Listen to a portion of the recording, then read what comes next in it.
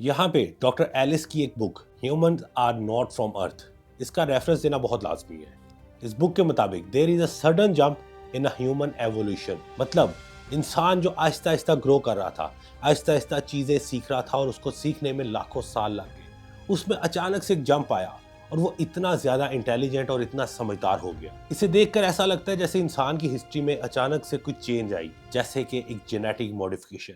लाखों सालों से जो इंसान सिर्फ शिकार करना और एक शेल्टर ढूंढना, गारों में रहना ही सीखा, वो अचानक से इतनी तरक्की कर गया कि मून तक, चांद तक पहुंच गया। इस बुक के मुताबिक भी इंसानों को जेनेटिक इंजीनियरिंग के जरिए एक डीएनए मॉडिफिकेशन के जरिए बनाया गया। और इस बुक के मुताबिक इंसानों की बॉडी इस दुनिया में मौजूद जितने भी जानवर हैं सबसे ज्यादा डिफरेंट है। ये इतनी डिफरेंट है कि इस दुनिया के अर्थ के मौसम की शिद्दत को भी सह नहीं सकते। इंसान न यहाँ की गर्मी को सह पाता है, ना ही सर्दी को। इसको बहुत ज्यादा बीमारियों का सामना करना पड़ता है, जबकि इस दुनिया में मौजूद बाकी सब जानवर मौसम के मुताबिक ढल जाते हैं। अगर कोई जानवर बर्फ में रहने के लिए बना है तो उसको वहां रहने के लिए कपड़ों की जरूरत नहीं पड़ती, बल्कि वो अपनी ओरिजिनल स्किन में ही वहां रह लेता है। अगर कोई जानवर गर्म इलाके में रहने के लिए बना है तो वो तपती धूप में भी तेज दौड़ सकता है और शिकार भी कर सकता है।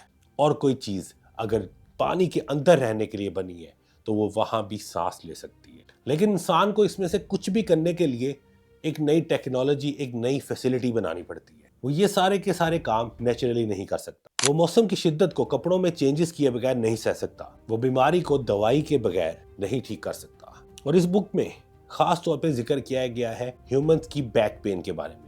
इनके मुताबिक इंसान को जिस प्लेनेट से यहाँ लाया गया, उस प्लेनेट पे ग्रेविटेशनल फोर्स बहुत कम थी और जमीन की ग्रेविटी ज्यादा है। इसी वजह से इंसान को यहाँ पे बैक पेन का सामना करना पड़ता है।